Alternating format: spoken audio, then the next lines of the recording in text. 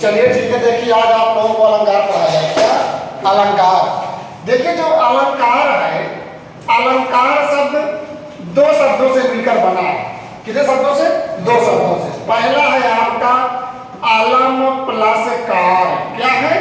अलम plus car. अलम का अर्थ होता है आभूषण। क्या होता है? आभूषण।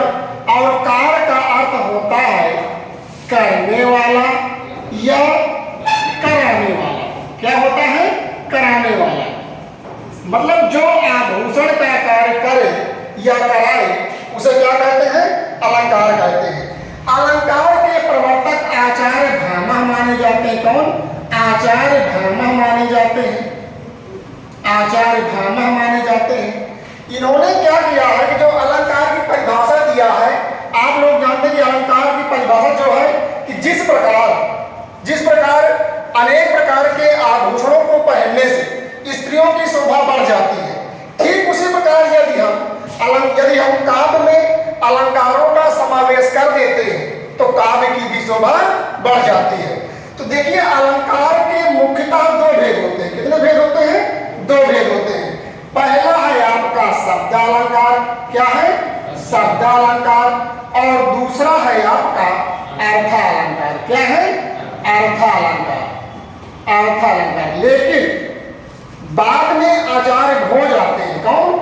आचार्य भोज आते हैं। इन्होंने तीसरे अलंकार के रूप में उभय अलंकार को माना है। किसको माना है? उभय अलंकार को माना है। यह मत सर्वमान्य नहीं है। अगर प्रश्न बनता है कि बताइए हिंदी में अलंकारों की संख्या कितनी है, तो आपको दो ही बताना है, शब्दालंकार और अर्थालंकार। अगर पूछता है आचार्य भोज के अनुसार कितने हैं, तो आपको 3 बताना है। इस आचार्य भोज ने उभय अलंकार को भी जोड़ दिया है। तो देखिए आज हम इस वीडियो में सबसे पहले शब्दालंकार का अध्ययन करेंगे। किसका? शब्दालंकार। अब देखिए शब्दालंकार है क्या? शब्दालंकार देखिए भैया, शब्दालंकार जहां पर काव्य में शब्द के माध्यम से काव्य की सुंदरता बढ़ाई जाती है या काव्य में सौंदर्य उत्पन्न होता है, उसे क्या कहते हैं? शब्दालंकार। शब्दालंकार के 8 भेद होते हैं। कितने भेद? 8 भेद होते हैं। परंतु मुख्य 4 ही माने जाते हैं। कितने? मुख्य 4 भेद ही माने जाते हैं। अब मुख्य 4 कौन कौन से? पहला है आपका अनुप्रास अलंकार। क्या है? अनुप्रास अलंकार। और दूसरा है आपका यमक अलंकार। क्या है? यमक अलंकार। तीसरा है आपका श्लेष अलंकार। क्या है? श्लेष अलंकार। और चौथा है आपका वक्रोक्ति अलंकार। क्या है? वक्रोक्ति अलंकार। तो ये आप 4 मुख्य आपके क्या है? शब्दालंकार है। तो सबसे पहले हम अनुप्रास अलंकार को समझेंगे। किसको? अनुप्रास अलंकार को। अब देखिए अनुप्रास अलंकार में क्या होता है। अनुप्रास में क्या होता है? अनु का अर्थ होता है बार। जब इसका हम विच्छेद करेंगे तो अनुप्रास प्रास होगा, तो अनु का अर्थ होता है बार बार। क्या होता है? बार बार। और प्रास का अर्थ होता है पास पास। क्या होता है? पास पास। जहां पर कोई वर्ड बार बार हो और पास पास आए उसे हम क्या कहते हैं? अनुप्रास अलंकार। अनुप्रास अलंकार के मुख्यतः 5 भेद होते हैं। कितने भेद? 5 भेद होते हैं। पहला है आपका वृत्त्यनुप्रास अलंकार। क्या होता है? वृत्त्यनुप्रास अलंकार। और दूसरा होता है आपका छेकानुप्रास। क्या होता है? छेकानुप्रास। तीसरा होता है लातानुप्रास। और चौथा होता है श्रुत्यानुप्रास। और 5वां होता है अंत्यानुप्रास। क्या है? अंत्यानुप्रास। देखिए भैया, जो आपके 5 अलंकार है, जो अनुप्रास अलंकार के भेद है, इनमें हमें साधारण ट्रिक के माध्यम से समझना है कि देखिए वृत्त्यनुप्रास वहां पर आवृत्ति बार बार हो। क्या हो? वर्णों की आवृत्ति बार बार हो। वहां पर क्या होगा? आपका प्रत्यनुप्रास अलंकार होगा। और छेकरप्रास वहां पर होगा जहां पर किसी वर्ण की आवृत्ति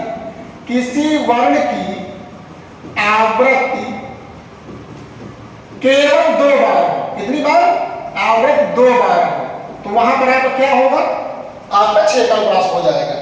लाटाप्रास वहां पर होगा जहां पर तात्पर्य मात्र से तात्पर्य मात्र से अर्थ बदल जाएगा।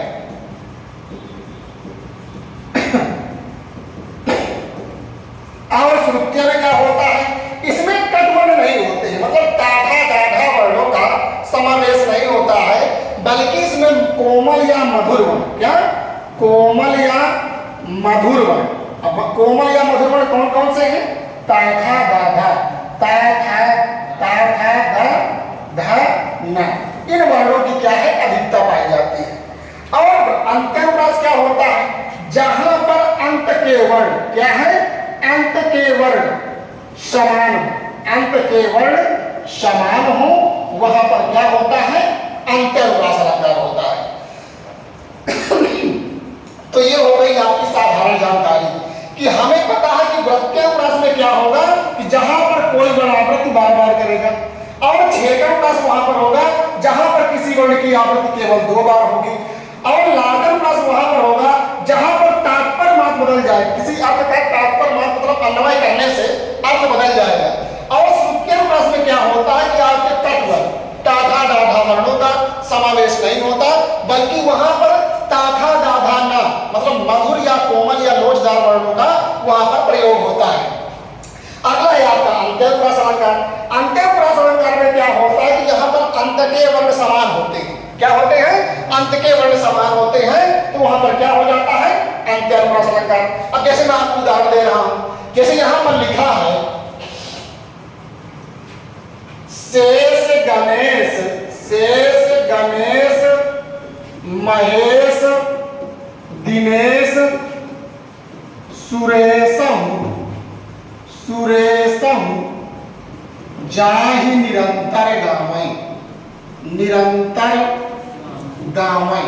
मान लीजिए पंक्ति दिया है, हमें नहीं पता यहाँ पर कौन सा अलंकार है, लेकिन हमें यह पता है कि प्रत्यनुप्रास अलंकार में क्या होगा? वर्णों की आवृत्ति बार बार होगी, मगर शुरू से ना हो तो अंत से भी हो सकती है। यहाँ पर सा सा सा सा सा इन वर्णों की आवृत्ति क्या है? बार बार हो रही है, इसलिए यहाँ पर क्या हो जाएगा? आपका प्रत्यनुप्रास अलंकार। या यहीं पर दे दे मुदित महीपत मंदिर आए, और नीचे की पंक्ति है सेवक सचिव सुबंत बुलाए। ये मान लो पंक्ति है। अब यहां पर पूछ लेगा बताइए कौन सा अलंकार है? तो यहां पर मुदित महीपत मंदिर आए, यहां पर मामा वर्ण की आवृत्ति बार बार हो रही है, और यहां पर सासा वर्ण की आवृत्ति बार बार हो रही है, तो यहां पर कौन सा अलंकार हो जाएगा? प्रत्यनुप्रास अलंकार। तो प्रत्यनुप्रास अलंकार समझ में आप लोगों को आया होगा।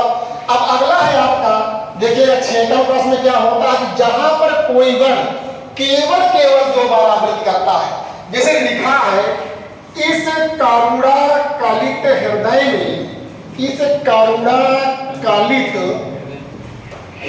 में अब विकल रागनी बजती,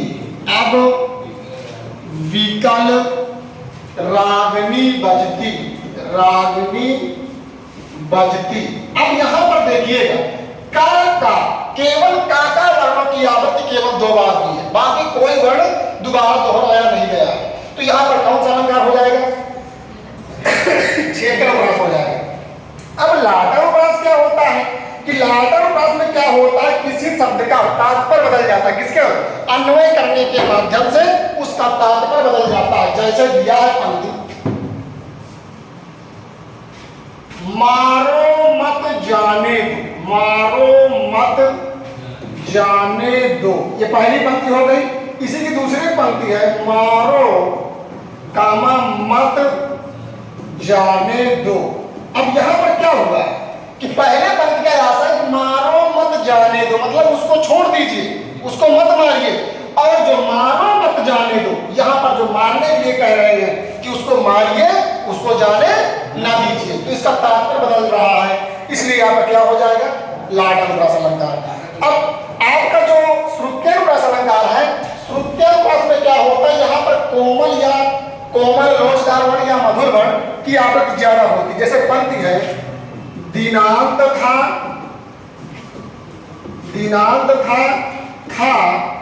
दीनानाथ था दीनानाथ डूबते। अब यहां पर देखिए भैया कि दा ना ता था दा भा यानी दा ना था, अधिकतर अब क्या आ रहे हैं, कोमल या लोचदार वर्ण, इनकी अधिकता पाई जाती है। इसलिए यहां पर क्या हो जाएगा, अंत्यानुप्रास अलंकार।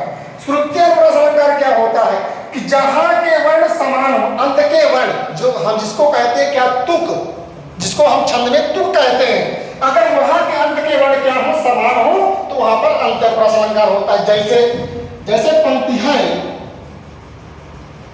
जय हनुमान ज्ञान गुण सागर। और नीचे की पंक्ति है, जय कपीस तिहु लोक उजागर। अब भैया ये पंक्ति आपकी है। अब यहां पर लास्ट तुक देखिए, इसमें भी राय आ रहा है, इसमें भी राय आ रहा है। अगर लास्ट के वर्ण समान हो तो वहां पर क्या हो जाएगा, आपका अंत्यानुप्रास अलंकार हो जाएगा। तो ये आपका क्या है, अनुप्रास अलंकार के 5 भेद हैं। यहां से प्रश्न बनते हैं तो आपको इतना गौर करना है।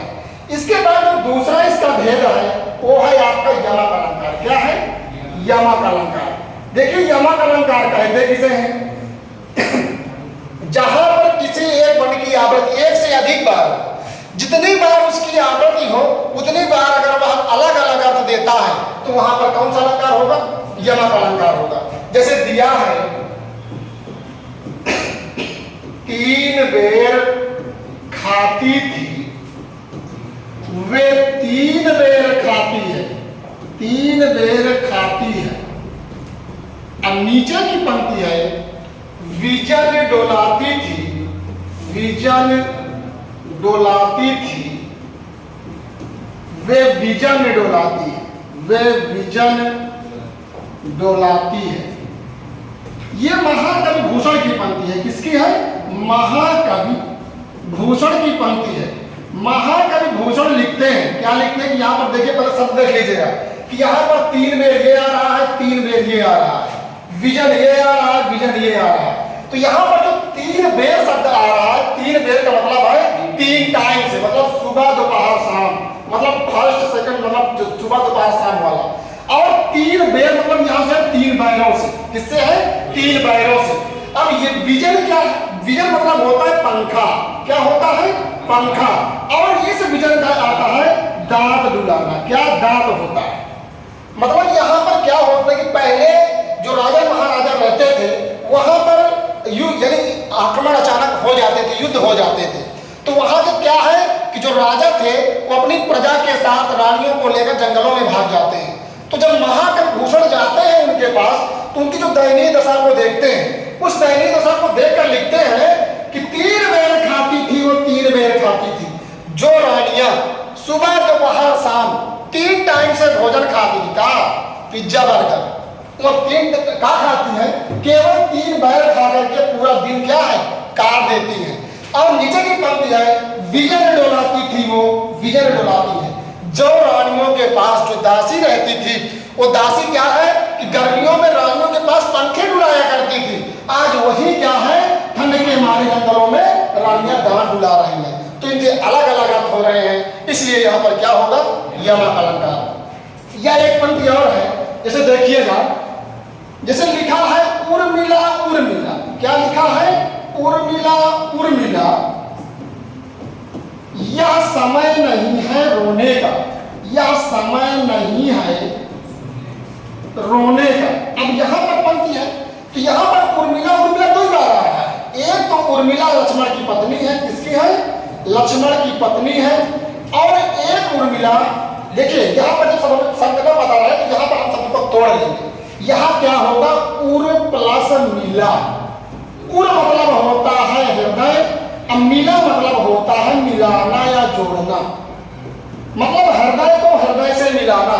यहाँ पर लक्ष्मण कहते हैं, जब लक्ष्मण आते हैं मतलब अयोध्या पुनः 14 वर्ष के बाद, तो उर्मिला उनको देखकर भाग जाती है। तो वही कहते हैं कि उर्मिला उर्मिला, यह समय नहीं है रोने का, कि हे उर्मिला यह समय रोने का नहीं है, या हृदय से हृदय को मिलाने का समय है। तो यहाँ पर क्या है, दो शब्द आ रहे हैं तो दोनों के अलग अलग अर्थ हो रहे हैं, इसलिए यहाँ पर कौन सा अलंकार हो जाएगा, यमक अलंकार। यह दिया है सजना है मुझे सजना के लिए, सजना है मुझे सजना के लिए। अब यहाँ पर देखिए सजना के लिए, अब यहाँ पर दो बार सजना सजना आ रहा है ना, तो एक सजना का अर्थ क्या है और एक सजना क्या अर्थ है। पहले सजना का अर्थ है सर्वांगना, मतलब आभूषण पहनना, श्रृंगार करना, और सजना के लिए मतलब अपने प्रियतम के लिए, प्राणनाथ के लिए। किसके लिए, प्राणनाथ स्वामी भतार के लिए, है ना। तो अगला क्या है, अगला है आपका श्लेष अलंकार। क्या है, श्लेष अलंकार। श्लेष अलंकार, देखिए श्लेष अलंकार का शाब्दिक अर्थ है चिपकना। क्या है, चिपकना। जहां पर एक शब्द में कई अर्थ चिपके हो तो वहां पर क्या हो जाएगा, श्लेष अलंकार हो जाएगा। जैसे लिखा है, चरण धरत चिंता करत, चिंता करत चितवत, चितवत चारहु ओर, चारहु ओर सुवरण, सुवरण को खोजत फिरे, खोजत फिरे कवि व्यभिचारी चोर। तो यहां पर जो पंक्ति है कि चरण धरत चिंता करत चितवत चारहु ओर, सुवर्ण, यहां पर जो सुवर्ण शब्द आ रहा है, क्या आ रहा है, सुवर्ण शब्द आ रहा है। इस सुवर्ण शब्द के कितने अर्थ हो रहे हैं, सुवर्ण शब्द के अर्थ हो रहे हैं तीन। एक तो कवि के लिए हो रहा है और एक व्यभिचारी मतलब होता है प्रेमी, चोर को तो जानते हो। आप कवि को उठा लीजिए, कवि के लिए क्या है कि चरण धरत चिंता करत चितवत चारहु ओर।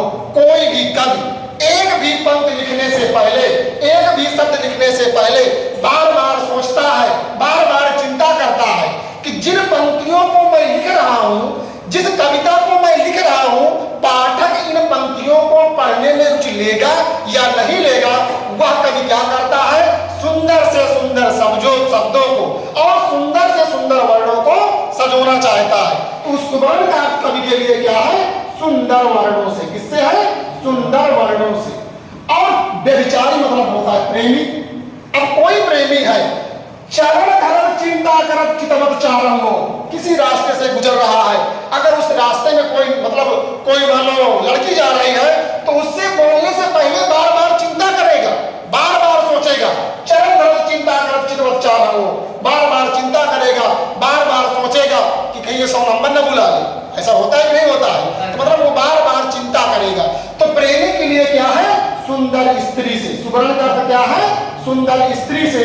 और चोर के लिए क्या है, जो चोर है किसी भी घर में चोरी करने जाता है तो चरण धरत चिंता करत चितवत चारहु ओर, एक भी कदम पहले रखने से पहले बार बार चिंता करता है, बार बार सोचता है। क्या कि जो चोरी करने जाता है वो क्या किस लिए, चोर के लिए सुवर्ण का अर्थ होगा सुंदर आभूषणों से। किससे होगा, सुंदर आभूषणों से। मतलब वो चोरी करने जाता है तो बार बार चारों दिशाओं में क्या है, देखता है, चिंता करता है कि कोई मुझे देख तो नहीं रहा है। इतनी बात आप लोगों को समझ में आई। या इसी में देखिएगा अगली इसमें पंक्ति है, रावण सिर सरोज वनचारी, रावण सिर सरोज वनचारी। और नीचे की पंक्ति है, चल रघुवीर शिली मुखधारी, शिली मुखधारी। अब ये पंक्ति है अब इस पंक्ति में क्या है कि रावण सिर सरोज बन चाली। सरोज पर्यायवाची किसकी है? कमल की है। किसकी है? इसमें कौन संधि है? विसर्ग संधि है। क्या है? सरा प्लस जा। अब यहाँ पर चल रघुपुरी सिलीमुख। अब सिलीमुख के दो अर्थ हो रहे हैं। एक सिलीमुख मतलब होता है भंवरा और एक सिलीमुख मतलब होता है बाण।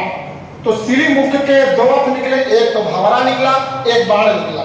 तो श्लेष शब्द शाब्दिक अर्थ क्या होता है? चिपकना। जहां ए शब्द में कई अर्थ चिपके हो तो वहां पर श्लेष अलंकार हो जाएगा। यहाँ पर क्या आशय है कि रावण सिर सरोज बन चाली। जिस प्रकार भगवान राम, यहाँ पर भगवान राम और रावण की बात की गई है किसके माध्यम से? एक कमल के फूल और भंवरे के रूप में। मतलब जिस प्रकार सिलीमुख मतलब भंवरा, जब कोई पुष्प कमल मतलब खिलता है तो उसके रस के पान करने के लिए तीव्र गति से जाता है। उसी प्रकार रावण सिर सरोज बन चाली चल रघुवीर सिलीमुखधारी। उसी प्रकार भगवान राम उस भंवरे के समान, जिस प्रकार भंवरा तीव्र गति से उस पुष्प के रस के पान करने के लिए जाता है, ठीक उसी प्रकार भगवान राम भी रावण की ओर क्या है? बाण। उसके क्या है? सिर पर क्या है? बाणों की प्रहार करते हैं। तो यहाँ पर देखिए जो सिलीमुख है, सिलीमुख के दो अर्थ हो रहे हैं, इसलिए यहाँ पर क्या हो जाएगा? श्लेष अलंकार। अगला आपका है वक्रोक्ति अलंकार। क्या है? वक्रोक्ति अलंकार। देखिए भैया, वक्रोक्ति अलंकार का अर्थ होता है टेढ़ी उक्ति। क्या होता है? टेढ़ी उक्ति। मतलब जहां पर कहा कुछ और जाए, टेढ़ी उक्ति के माध्यम से उसका अर्थ कुछ और निकाला जाए, तो वहां पर क्या हो जाएगा? आपका हो जाएगा वक्रोक्ति अलंकार। मतलब जहां पर कहा कुछ और जाए, टेढ़ी उक्ति के माध्यम से उसका अर्थ कुछ और निकाला जाए, तो वहां पर क्या हो जाएगा? वक्रोक्ति अलंकार हो जाएगा। जैसे लिखा है प्यारी काहे आज तुम वामा हव कत रात। वामा हव कत रात। नीचे की पंक्ति है हम तो हैं वामा सदा का अचरज की बात। अचरज की बात। अब यहां पर क्या है कि देखिए, प्यारी काहे आज तुम वामा हव कत रात। वो कहती है हम तो हैं वामा सदा का अचरज की बात। मतलब यहाँ पर एक नायक और नायिका है, तो नायक कहता है नायिका से कि प्यारी काहे आज तुम वामा हव कत रात। वामा का अर्थ होता है भाव खाना। उसके कहने का मतलब है कि हे प्राण प्रिय, आज तुम क्यों भाव खा रही हो? भाव खाना। तो कहती भाव खाना, कहती हम तो है वामा सदा। क्योंकि वामा मतलब होता है, वामा पत्नी की पर्यायवाची होती है। कहते हम तो है वामा सदा का आचरज की बात। हम तो तुम्हारी पत्नी ही है, इसमें आश्चर्य की क्या बात है? क्योंकि वामा का अर्थ होता है भाव खाना और वामा का अर्थ होता है पत्नी की। यहाँ पर टेढ़ी उक्ति के माध्यम से आपको कुछ और निकाला जाता है। या इसी में पंक्ति अगली दिया है, जैसे दिया है एक हाथ में देख कबूतर। एक हाथ में देख कबूतर पूछा अपर कहा। उसने कहा अपर कैसा। उसने कहा अपर कैसा। वह उड़ गया सपर है। वह उड़ गया सपर है। अब यहां पर देखिए, यहां पर क्या रहा? अपर यहां पर भी आ रहा है, अपर यहां पर भी आ रहा है।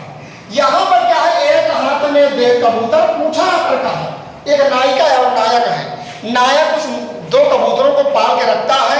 अचानक रानी के महल में पहुंचता है जब, तो रानी से पूछता है कि एक हाथ में देख कबूतर पूछा अपर कहा। उसके पूछने का मतलब है, अपर का मतलब होता है दूसरा, कि दूसरा कौवा कहाँ है।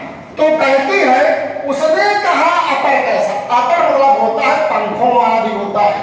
उसने कहा अपर कैसा, वह उड़ गया सपर है। वह उसके पास तो पंख थे, वो सपर में क्या है? उड़ गया है। यह पंक्ति है आए हूं मधुमास के प्रियतम अञ्जनाय। आए हूं मधुमास के प्रियतम अञ्जनाय। मतलब उसे कहने का आशय है कि यदि अगर मधुमास का महीना आएगा तो प्रियतम मेरे आएंगे, तो कहते हैं अगर आएंगे तो जाएंगे नहीं। तो यहाँ पर टेढ़े युक्त के माध्यम से इसका अर्थ कुछ और निकाला जाता है। देखिए हम आपको यहाँ पर शब्दालंकार बताए हैं, अगली वीडियो में हम आपको अर्थालंकार के बारे में अध्ययन करवाएंगे। तब तक आप लोग इस वीडियो को देखें।